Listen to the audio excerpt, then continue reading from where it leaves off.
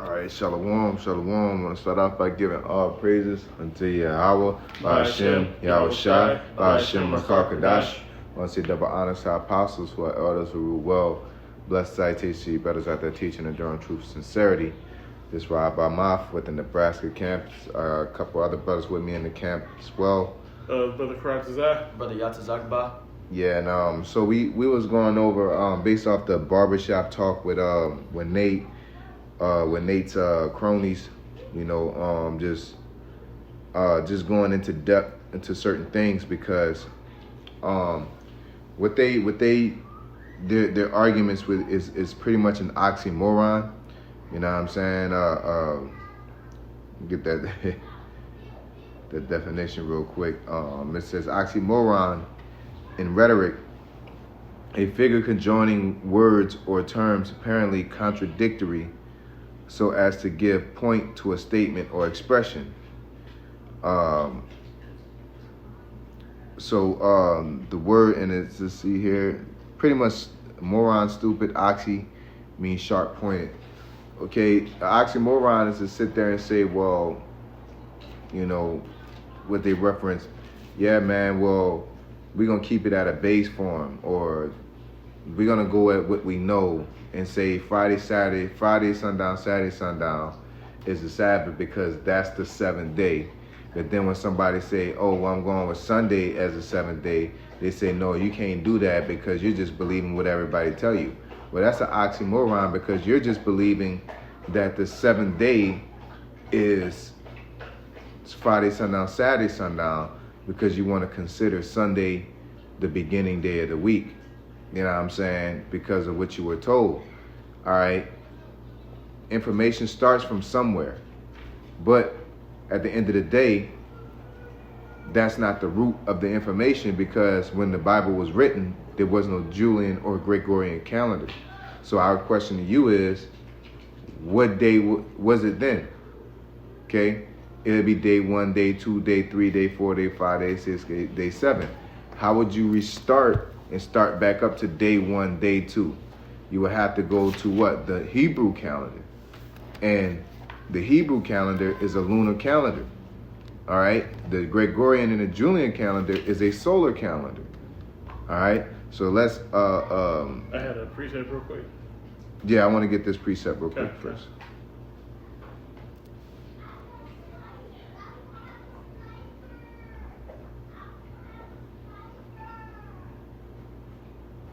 So I could spell it out real quick.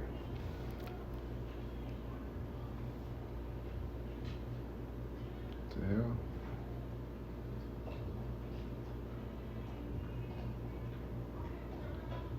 Can we get that in Daniels? I'm looking it up real quick. I just want to get that in Daniels real quick before we thought to change times and seasons. Because just like I was saying, I was referencing the solar and the lunar calendar. All right. Yes, in Daniel chapter 7:25 it says, and he shall speak great words against the Most High, and shall wear out the saints of the Most High, and think to change times and laws, and they shall be given into his hand until a time and times and dividing the time. Yeah, so he thought to change times. And then there's another scripture that says, surely your turning the things upside down should be esteemed as a potter's clay. Okay, so their thoughts are to change the laws, times, seasons, and they're turning it upside down, doing it their way. You know, Esau does it in many ways. And the Gregorian and Julian calendar is a form of it.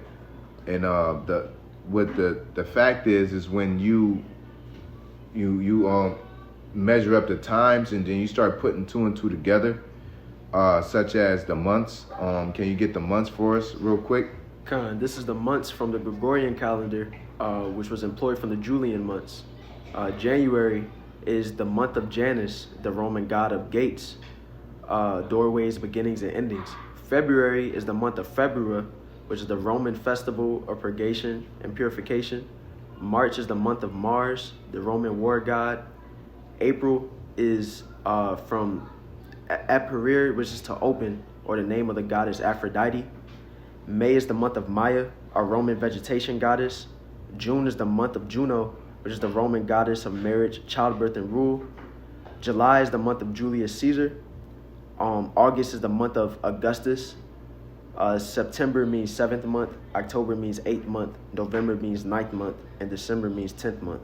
Yeah, so if you notice, September means 7, but that's the 9th month of our calendar year. And the reason is because if it was January, February, March, okay, that used to be, even in the Gregorian Julian calendar, the beginning of the year. But going according to the lunar calendar, that is the beginning of the year, is around the time of March, okay? Depending on the leap year, it may, push it a certain way. But the whole point is that the beginning of the year is in March, all right?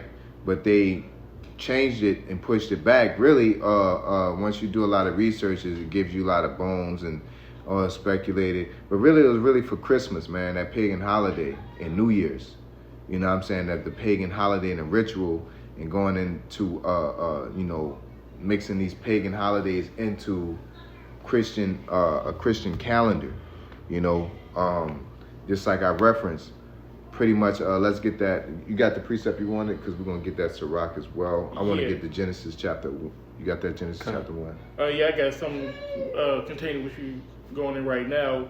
I got the etymology on the word spring, because you're going into how March was the beginning of the year, and it was springtime.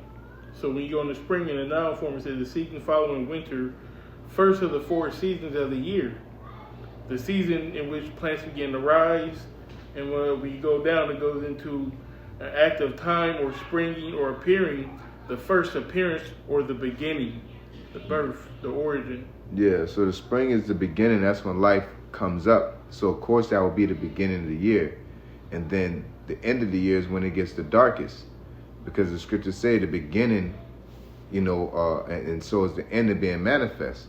So you'll see the beginning of something because it starts blooming, it starts growing. And then when it gets to the end, it dies, just like birth. When you start your life, you're full of life, you're excited, you're a baby. Then when you get old, everything starts breaking down, getting brittle, and it dies. All right, so that's the life cycle with everything, and the earth, does that same cycle every year. So Esau is just being wicked by putting the beginning of his year in the winter, because he thought to change times and seasons when the time is on during the spring. Okay. Now, with that being said, this calendar that we follow today is a Gregorian calendar, and it was, I believe, established in 1582. So with this calendar, I want to get more into the Hebrew calendar, because the Hebrew calendar, something that's interesting is that the main 2 things, when you're talking about the Passover mainly, the Passover always lands around the vernal equinox. Okay, the vernal equinox, vernal, pretty much, it means pertaining to spring. Okay, vernalis, of the spring, from vernus, of spring. Okay, the springtime, spring. Okay, now here's the interesting part. When you go into equinox, it goes point at which the sun crosses the earth's equator, making day and night equal length everywhere. You know what I'm saying? So that's heavy, for that phrase at that point of time. And then there's the autumnal or autumn equinox, and then there's a vernal equinox. So the same ones is March and September.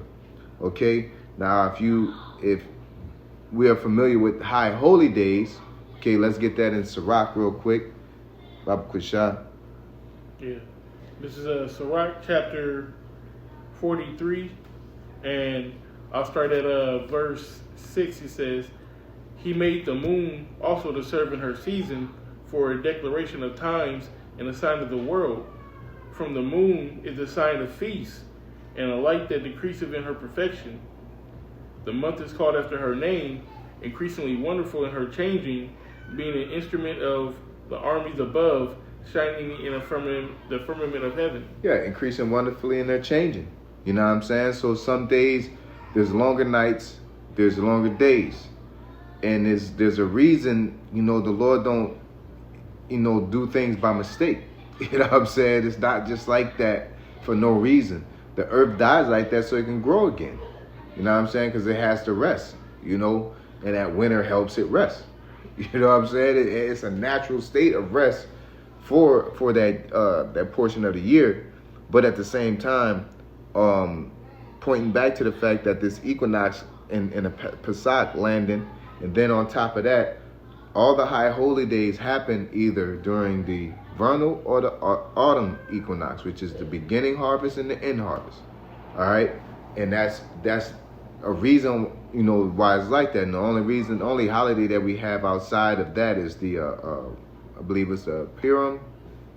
I believe it's the Purim in Hanukkah.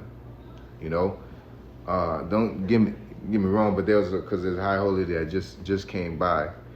But don't quote me on it. But yeah, at the end of the day, I thought it was very interesting. And then when I went into the Merriam-Webster dictionary for the word equinox, it says either of the two times each year about March 21st and September 23, when the sun crosses the equator and day and night are everywhere on earth approximately equal length. You know what I'm saying? So pretty much everybody's dead on time at the same time. And now when you celebrate the Shabbat, no matter where you are, you're going to be synced in on time celebrating that. Meaning everywhere, at the same time, with these high holy events happen like at a solid spot. All these high holy days, all these major events, everybody was pretty much linked in, you know what I'm saying, time wise. So that's heavenly in itself. But the whole point that sparked the interest to me is that the days increase in their light, you know what I'm saying, and we use these days and times and seasons for signs and seasons, okay?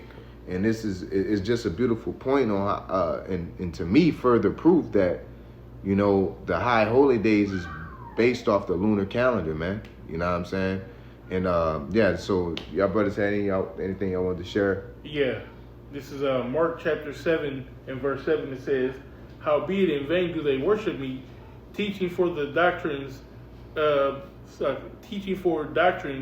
commandments of men." Yeah. So they're teaching what their dads taught. They're reading from notes. They're reading from, like you said, we don't want to go that deep. You know what I'm saying? You thinking too hard, and you really no, man. That individual was on point. Okay, and it ain't nothing but the spirit of Yahweh Shem Yahushai that's bringing this subject up to bring light to these high holy days, man. Because let's get the scripture where the Lord said, remember the Sabbath day and keep it holy. You know what I'm saying?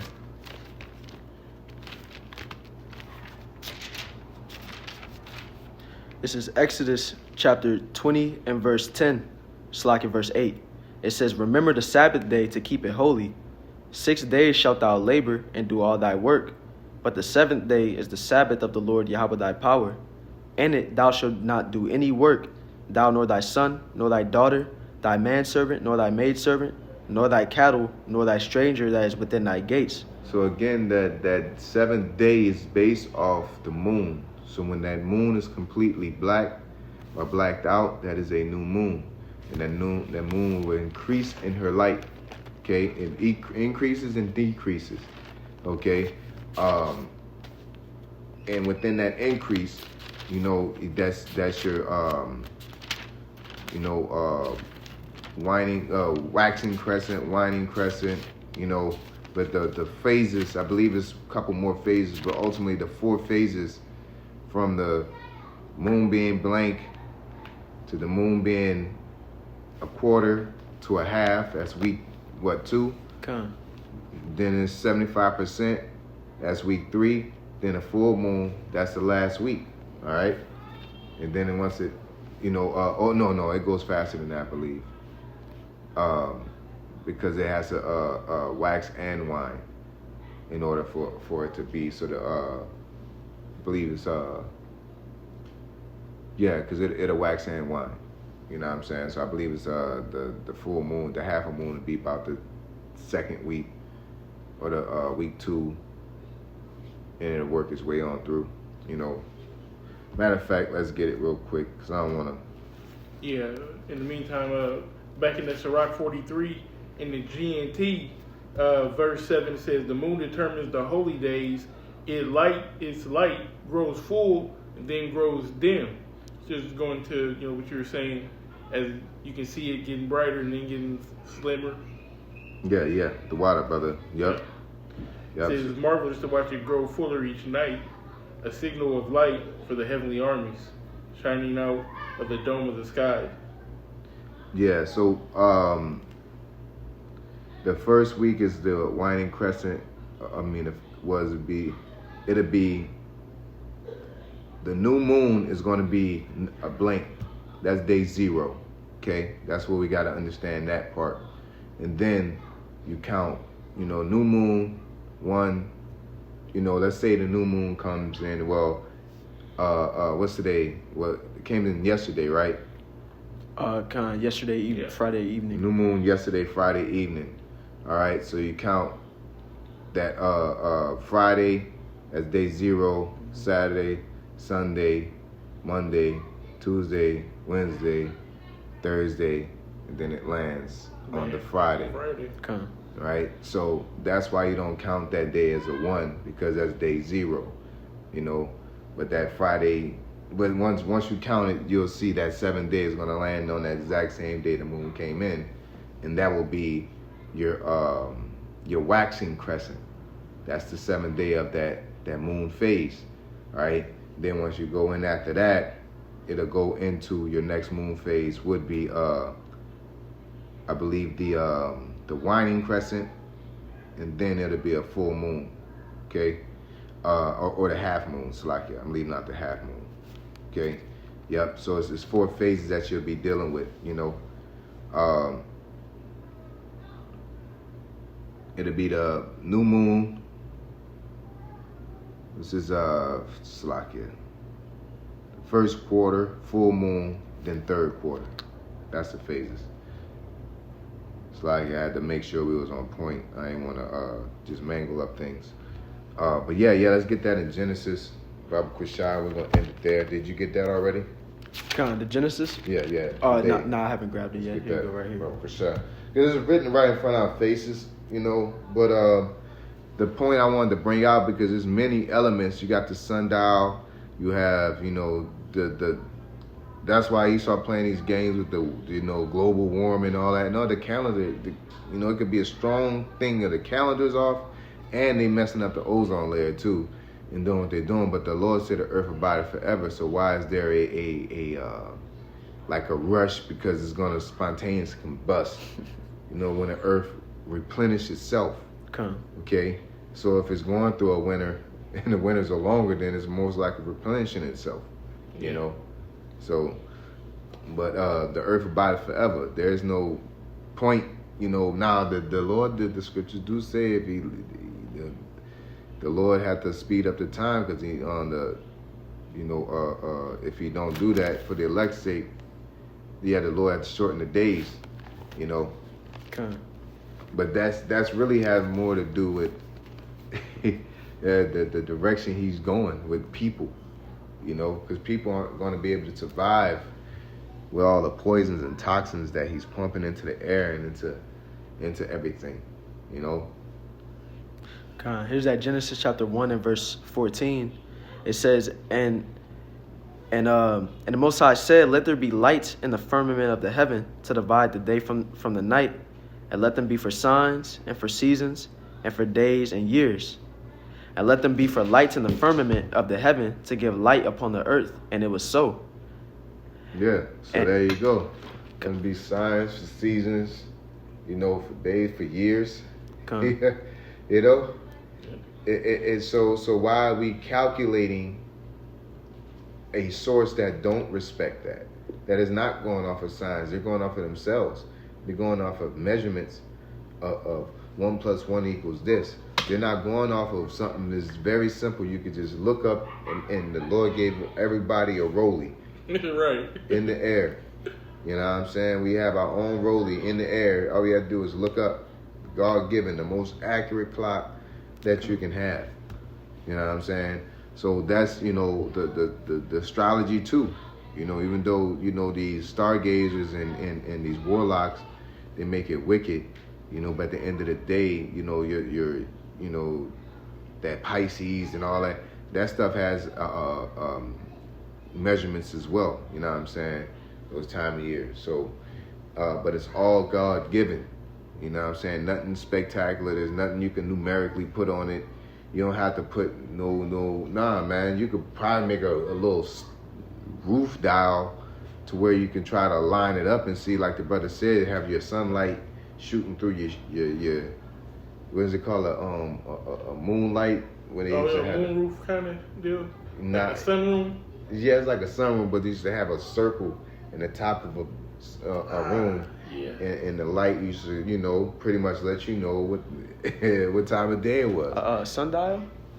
No. Nah. It's like a moon something or something, but it's like it lets the light through so you can see what part of the day it is. Okay. You know, sundial is a sundial, but this was in the home.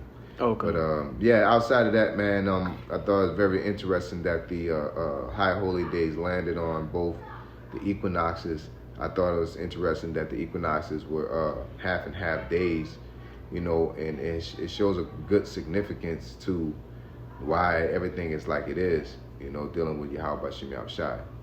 So with that being said, we're going to give all praises unto Yahweh B'Shem Yahushai B'Shem L'chak B'dash. Double honor to our apostles, who our elders rule well. Bless citation, you brothers out there teaching and enduring truth and sincerity. Shalom. Shalom.